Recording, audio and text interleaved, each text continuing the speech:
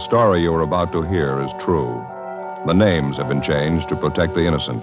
Fatima Cigarettes, best of all king-size cigarettes, brings you Dragnet on both radio and television.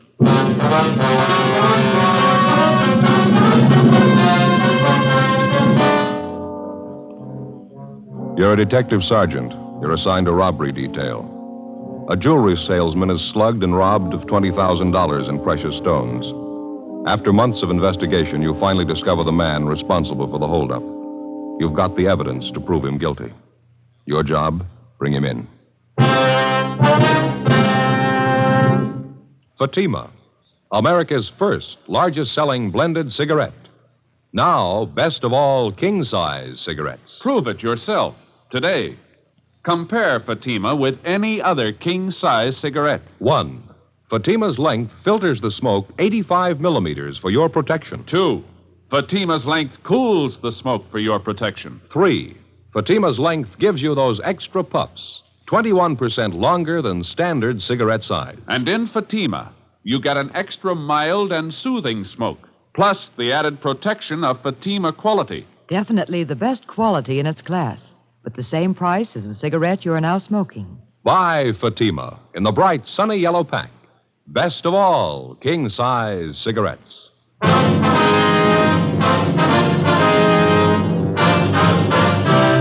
Dragnet, the documented drama of an actual crime.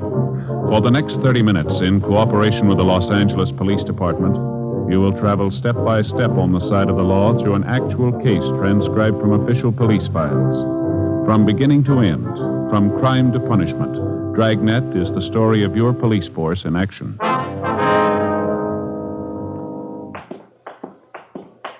It was Thursday, July 18th. It was sultry in Los Angeles.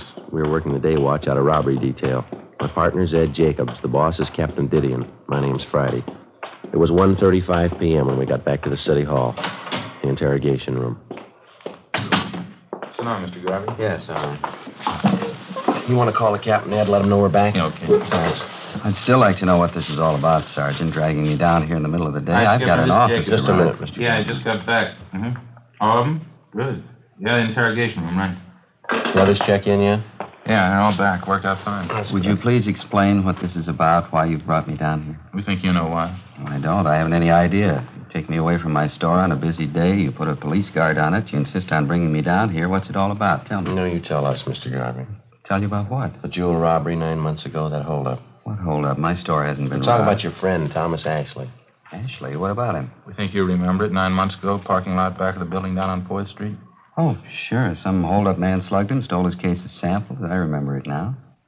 Poor Tom, the thief made a big haul, didn't he? Unset diamonds, $20,000 worth. I remember it now. I don't think Tom's gotten over it yet. I was a jewelry salesman for the same company at the time, you know. Same company Tom was working for. Yeah, we know all that. Some of the big bosses thought Tom had a hand in it. They figured it was a put-up job. Nothing was further from the truth. That's so. Sure, I know Tom. He's a close friend of mine. He wouldn't be mixed up in a deal like that. Tom and I worked out of the same office for years. We've had him over the house for dinner. We've even been on vacations together. He's one of the most honest men I know. You sure of all this, are you? Well, of course I'm sure. Hey, that isn't why you called me down here, is it? You don't think Tom had anything to do with that robbery, do you? You don't think he was in on it? He had nothing to do with it. I think you know that as well as we do. Then why am I here? There's nothing I can tell you about the holdup. Only what I heard from Tom, what I read in the news. No, you can tell us a lot more, Garvey. We didn't bring you here just past time of day.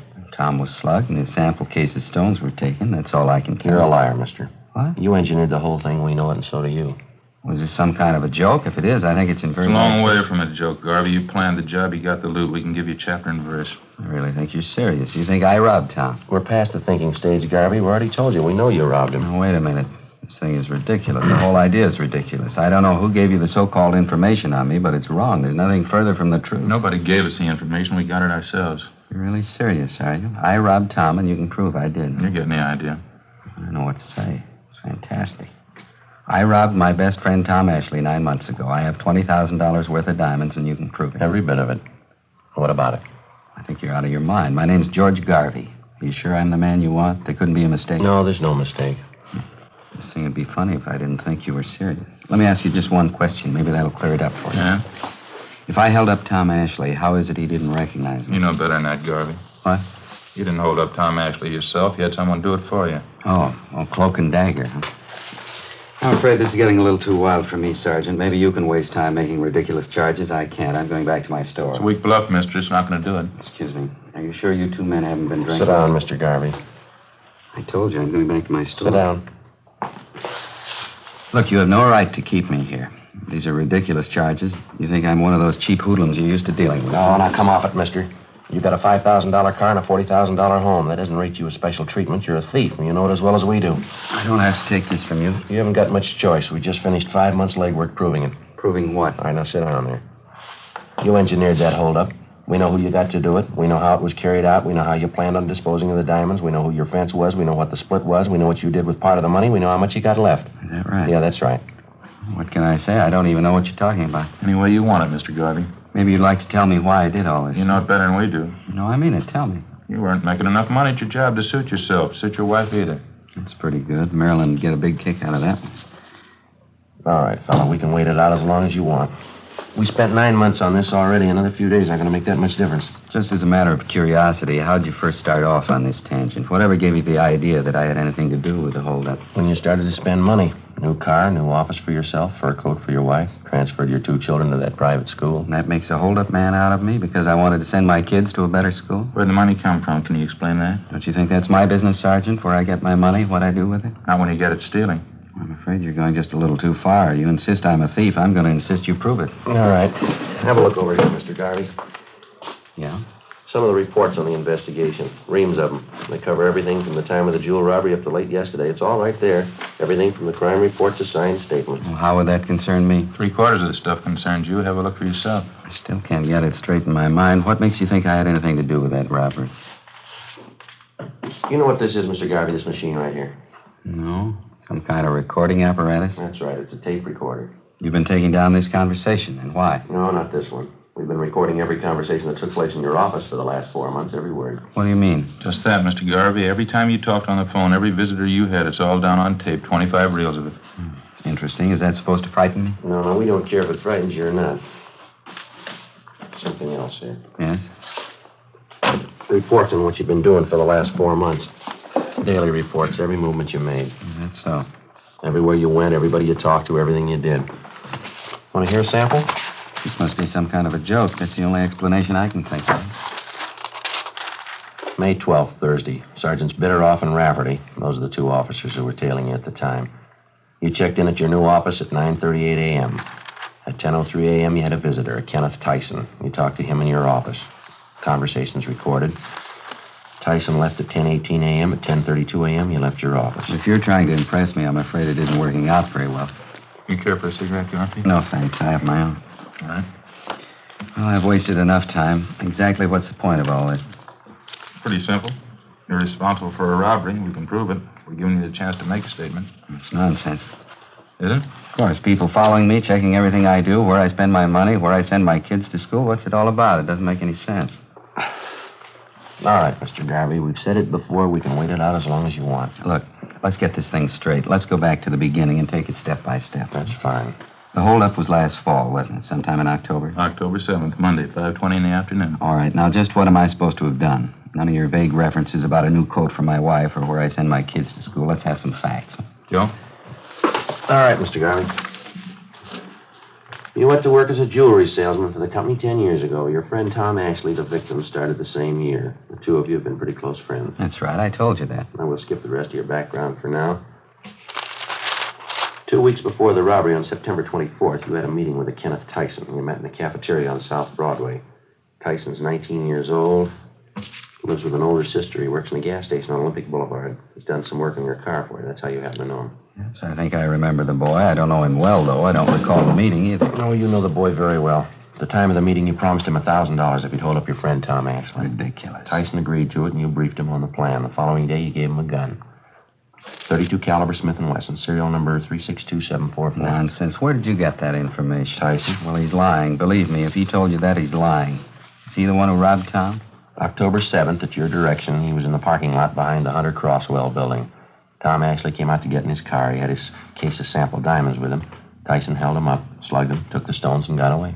Of course, it's obvious. Tyson's trying to say I put him up to it. He's trying to get out of it that way. Afraid not, Mr. Garvey. Boy couldn't have carried off the holdup by himself. Well, of course he could. It's obvious he's trying to cover up. There were 6 people in the company you worked for who knew that on Mondays Ashley always took the case of sample diamonds along when he made his calls. Only on Monday you were one of the people who knew that. I suppose you've considered the other 5 people. They were all checked out at the time. They were all cleared, you along with them. But I'm not clear anymore, is that it? This young hoodlum Tyson, you're willing to take his word over mine? After the robbery, he took the case of diamonds to you. That was the next day. You paid him $500 and promised him the other $500 when he got rid of the stones. Oh, I suppose I've gotten rid of them, or do I still have them? 2 months after the holdup, you contacted a fence up in San Francisco. You drove up there and sold him some of the stones, and he broke them up and sold them. We know who he sold them to. We know what he got for them. Well, this Fence, he's supposed to be another good friend of mine. You're still doing business with him. His name's Fred Lawrence. It's a new one on me. I don't know any Fred Lawrence. Can't even recall the name. Well, maybe this will help you, Mr. Garvey. Listen to him on the tape recorder. It's reel 4, isn't it, Ed? Yeah, I think so. They're all labeled there right on the back of the box. Yeah, here we are. Well, what's all this about? Phone conversation, Mr. Garvey. One of the things we recorded from your office. I told you about it before. Let's see.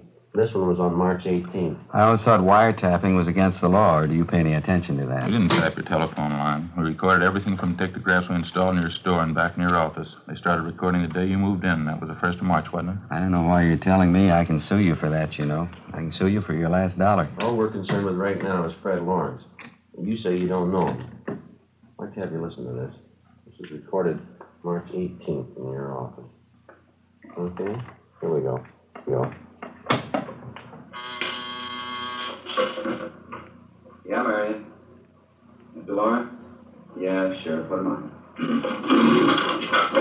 Hi, Fred. How are you? I'm good. No, everything's fine. No heat at all. Tyson? No, he's all right. Believe me, he's a good kid. Nice. All right, where? I don't know. It might not be so good if you're seen kind of here. Oh, 8 o'clock, 8:30. Okay, fine. Suppose 8:30 so you can make it. Right, Fred. Bye. Mr. Garvey, you recognize that? How about it, Garvey? I understand they can do clever things with tape recorders nowadays. There's a way of piecing words together, isn't there? They can record your voice and then fix the tape, take a simple sentence and change the words around to mean just the opposite. You can examine the tape if you like. We didn't make a splice in it. All you'll find are the usual factory splices, just the way it comes from the manufacturer. What difference does it make anyway? There's nothing criminal about that conversation, nothing at all. You told us a few minutes ago you didn't know Fred Lawrence. You never heard of him on that recording. It sounds like you know him pretty well. It's a fairly common name, wouldn't you say? Must be quite a few Fred Lawrences. I didn't happen to remember the name right off. How about Tyson? What? Tyson. You told us you didn't know him well at all. I don't. Well, it didn't sound that way on that tape, did it? You were telling Lawrence that he was all right. You said, believe me, he's a good kid. Now, what you said, now how about it, mister? How about what? Is this some kind of a frame? What are you trying to make me say? We're not going to make you say anything, Garvey. We work robbery detail. That's the job, robberies. They pay us to clean them up. I can pay you. What? Never mind, I didn't mean that. I meant I pay my taxes, I pay your salaries. I help to, anyway. I don't know why I have to be treated like this. No reason to make a big headache out of this for anybody, Garvey. Now, you engineered a holdup. We can prove that. We're giving you a chance to make a statement. That's all we want here. I've got nothing to say. Make a statement about what? All you're going on is hearsay, circumstantial evidence. You can't say I planned that robbery. Well, you admit you know Tyson. You know him well. I don't. I admit nothing. What about the phone conversation? It's a fake. They're phoning those things up all the time. You know it as well as I do. You admitted you know Fred Lawrence. We proved that from the recording. I admit nothing. You don't even know Tyson. Is that what you want to say? I know him, that's all. He worked on my car a couple of times. I don't know him well. All right, sir. I'd like to play you another recording. It's a waste of time. I haven't got the whole day to spend here. I got to get back to my store. I've got a business to Well, operate. this won't take very long. Yeah, here we are. April 5th. It's a lot of foolishness anyway. How do I know you made those recordings? You could have gotten actors. Maybe you made them up yourself. There weren't any dictographs. You make those things. There were dictographs, Mr. Garvey. Remember, before you moved into that new suite of offices, you had them redecorated? Yeah? There were sound technicians from our crime lab out there working side by side with the painters and carpenters. They installed dictographs in your store and back in your offices. They bugged the entire place. Wiretapping. I'll bring this into court if it's the last thing I do. Look, now, we already told you, Mr. Garvey, it's not wiretapping. We didn't touch your phone lines. We didn't have to. It's invasion of privacy. I'm going to take this into court. Yeah, well, let's listen to this recording. Might clear up a few things. Clear up what? What are you trying to prove? Okay, Joe? Yeah, it's coming in here now. Date on this is April 5th.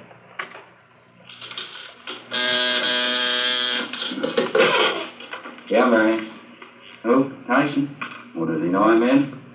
Yeah, okay, send him back.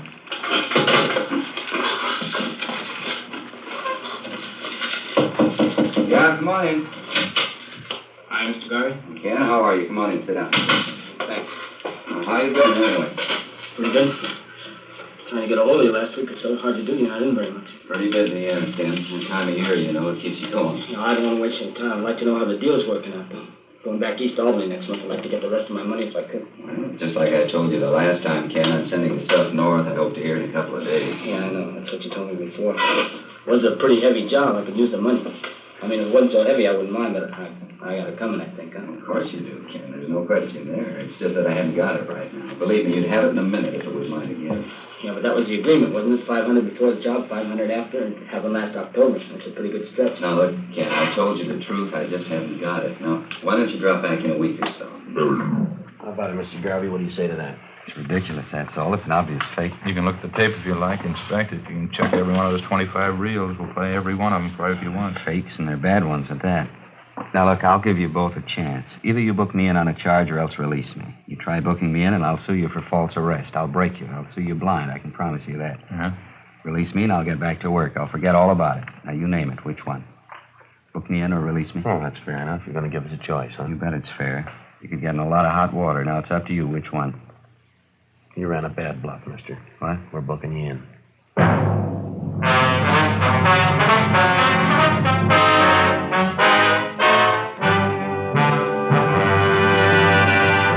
You are listening to Dragnet, authentic stories of your police force in action. Compare Fatima with any other king-size cigarette. 1. Fatima's length filters the smoke 85 millimeters for your protection. 2. Fatima's length cools the smoke for your protection. 3. Fatima's length gives you those extra puffs, 21% longer than standard cigarette size. And in Fatima, you get an extra mild and soothing smoke, plus the added protection of Fatima quality. To show our confidence in Fatima, we make this money-back guarantee to every king-size cigarette smoker. Buy a pack of Fatimas.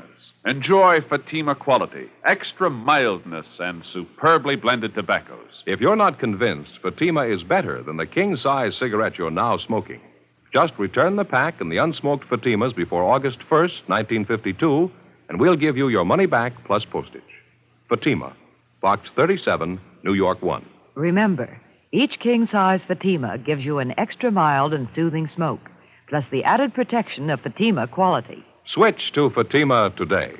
Best of all, king-size cigarettes.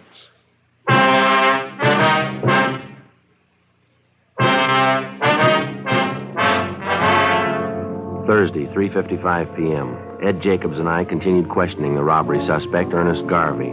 Despite the evidence at hand, he still refused to admit any knowledge of the $20,000 jewel theft 9 months before.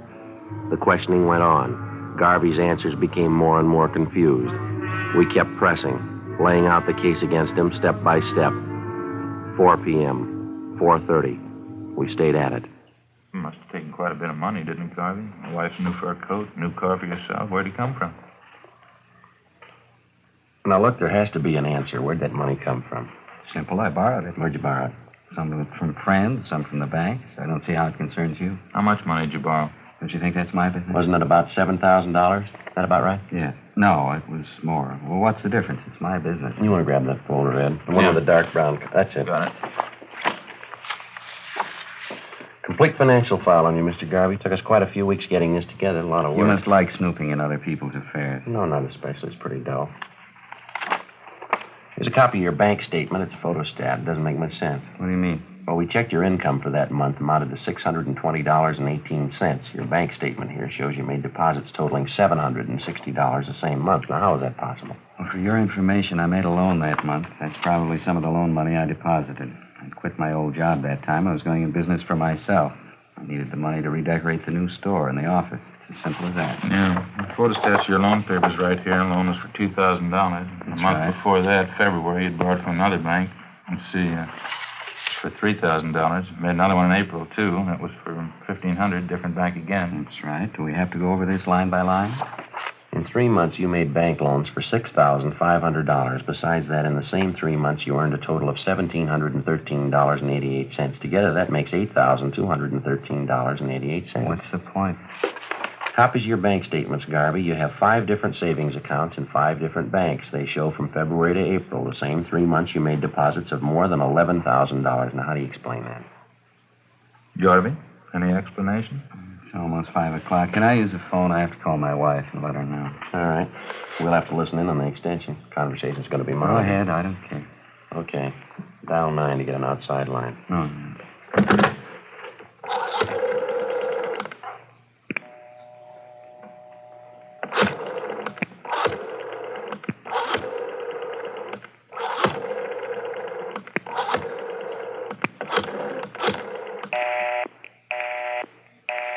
Line's busy.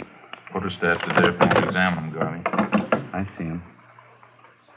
You want to give us an explanation? You only had $8,200. How could you bank $11,000? It had to come from somewhere, didn't it? Purely a personal matter, that's all. I borrowed $3,000 from a brother of mine who lives back in Minnesota. You'd already made 3 loans. Why'd you have to borrow from your brother? You mind telling us? Yes, as a matter of fact, I do. Well, mind. that still doesn't balance the books, Mr. Garvey. You earned and borrowed $8,200. You got another $3,000 from your brother, you say. That's $11,200. You banked $11,000. Yes, that's right. You always have to repeat. That'd leave you with $200.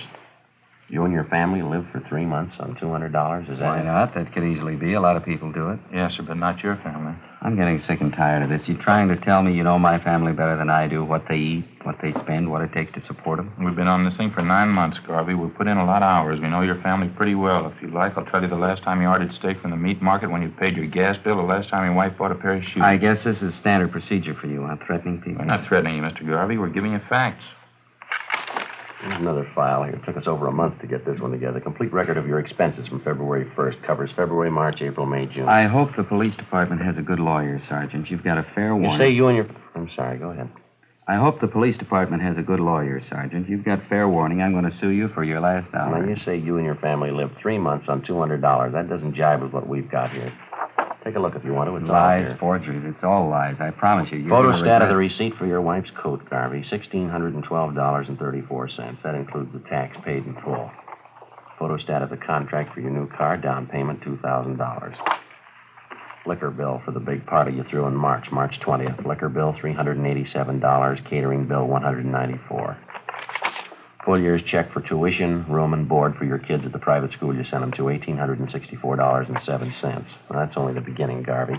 Comes to a lot more than $200. Have you heard enough? I better try to get my wife again. I have to let her know. And you handle extension, will All you? right, yeah. All right, go ahead. Dial 9 to get outside, Garvey. Yeah, I know.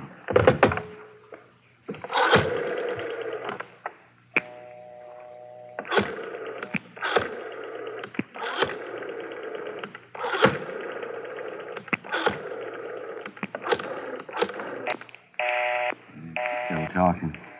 She might know I'm trying to get her. Stupid. Well, wait a couple of minutes. She'll get through. Gabbing on the phone all day long. Gab on the phone and play cards. That's all she ever does. Got some more figures here for you, Garvey. Be a good idea if you hear them.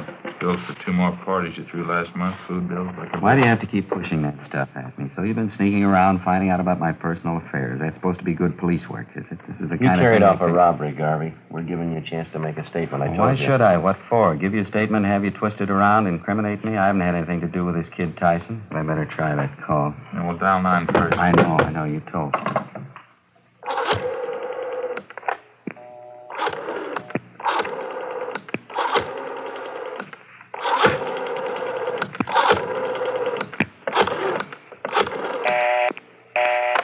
What's the matter? What's the matter with her? Stupid. She ought to know I'm trying to get her. What's the matter, Garvey? Don't forget dial 9.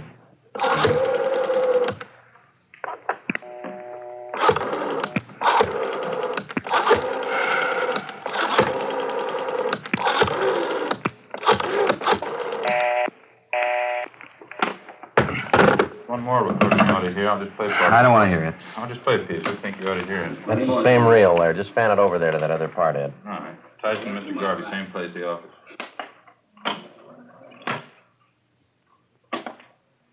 But you told me on the phone, you said you'd have the dope for me today. You said today, sure. Now, wait a minute, Tyson. I didn't say that at all. I said maybe I'd have it for you. I didn't say definitely. Look, I can't give you what I haven't got. I want the 500, Garvey. I need it. I stuck my neck out on a robbery job. I get 5 to life. All right, Ed. You'd be Couldn't be any plainer. Now, what do you say? Wait a minute, just a minute. Down 9. Yeah.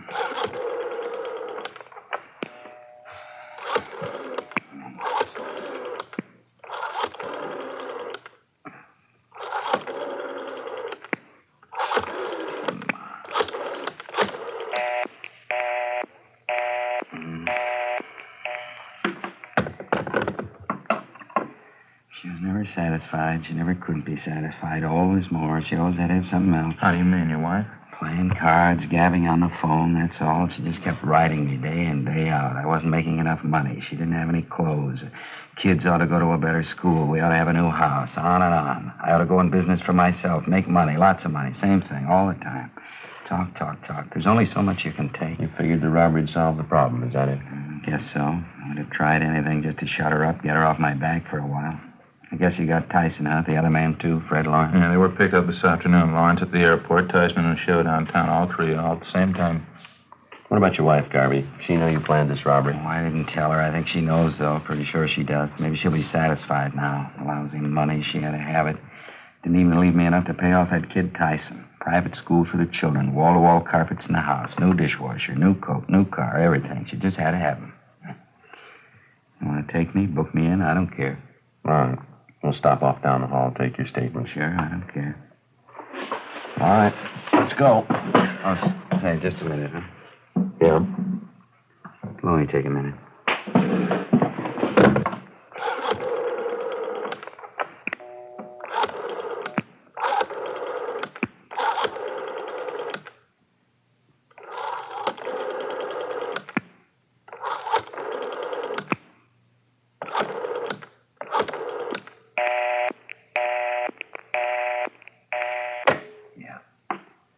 That's what I figured.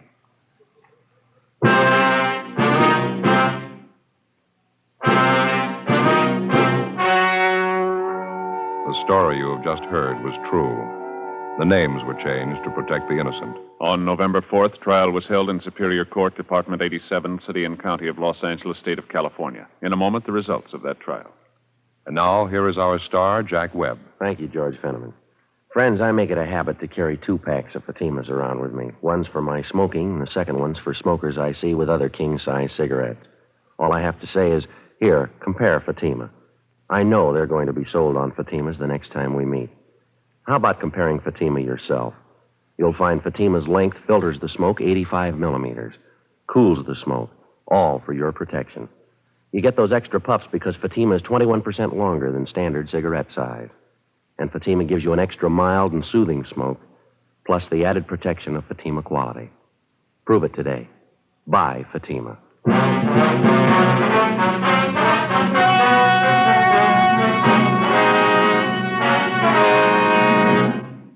Ernest W. Garvey and Kenneth Tyson were tried and convicted of first-degree robbery, 1 count, and received sentences as prescribed by law.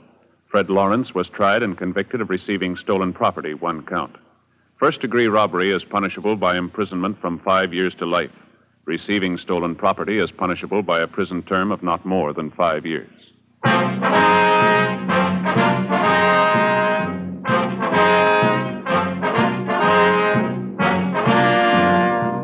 You have just heard Dragnet, a series of authentic cases from official files. Technical advice comes from the Office of Chief of Police W.H. Parker, Los Angeles Police Department. Heard tonight were Barney Phillips, Vic Perrin, and Eddie Firestone. Script by Jim Moser. Music by Walter Schumann. Hal Gibney speaking.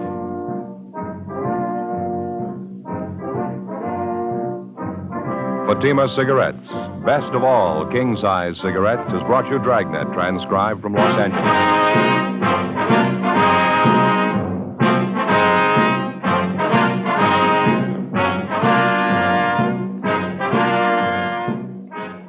February 18th, hear the Gala City Service Silver Radio Jubilee on NBC.